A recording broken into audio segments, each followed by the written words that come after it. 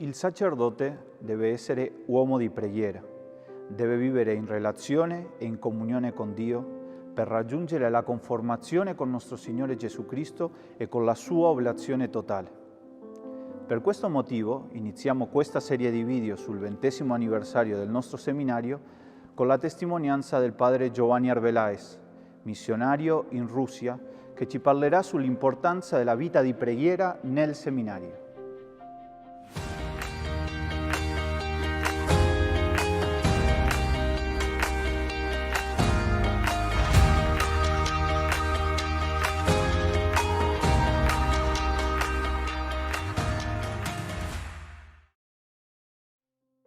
Nel nome del Padre, del Figlio e dello Spirito Santo. Amen. Bene, per quelli che non mi conoscono, io sono il padre Giovanni Arbeláez, sono missionario in Russia, nell'estremo oriente russo, nella città di Khabarovsk.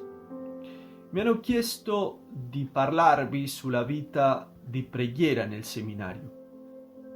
Per me, quello che ho ricevuto, quel criterio che mi hanno trasmesso nel seminario sulla preghiera e sulla vita di preghiera è questo: è la essenzialità della preghiera nella vita del religioso.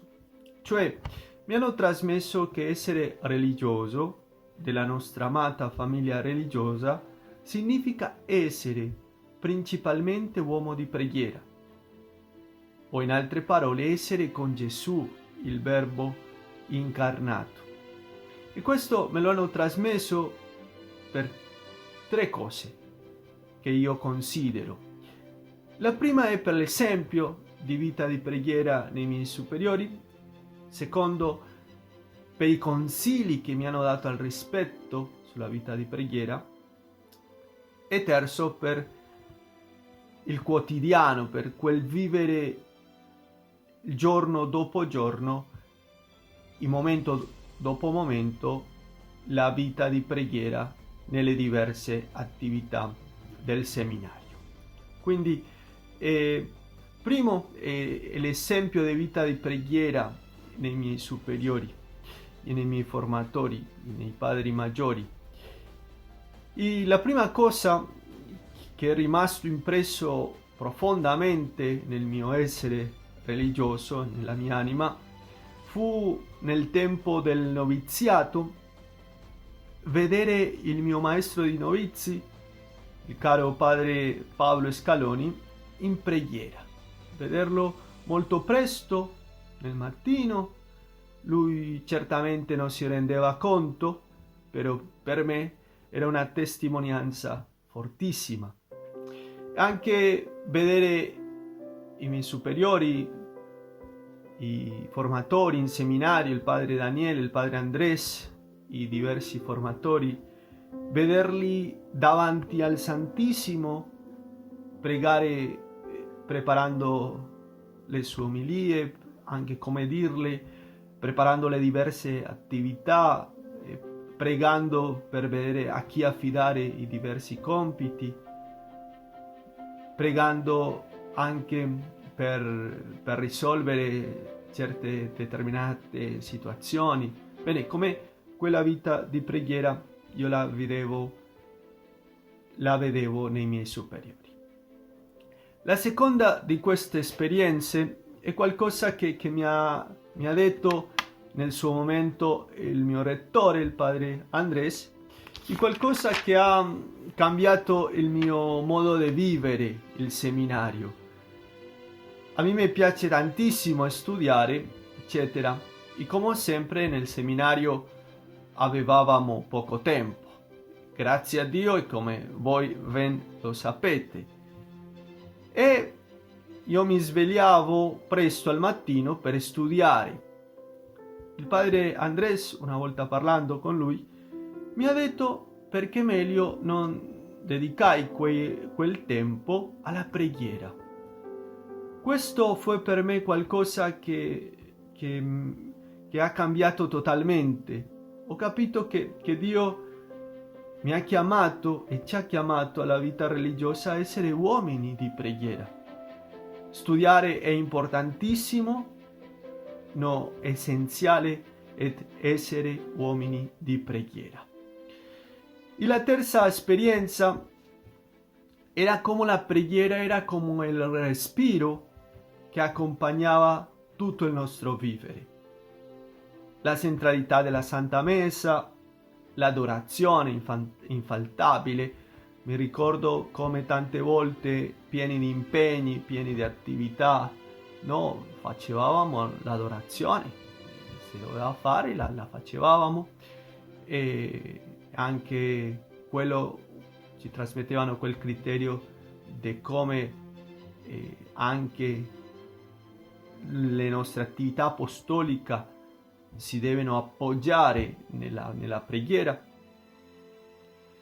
Anche le ore liturgiche, la preghiera del Santo Rosario, le preghiere per le necessità della nostra congregazione, anche le preghiere per le necessità della Chiesa, e come anche davanti qualunque attività, lavoro, studio, eutrapelia, sport, la preghiera sempre era quello che iniziava e anche con quello che si finiva.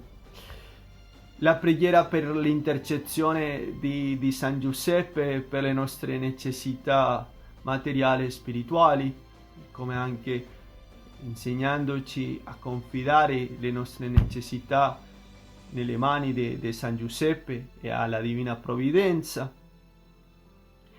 Le novene in preparazione per la missione, ricordo come noi pregavamo a Santa Teresita, San Francesco Saverio in preparazione per le missioni popolari.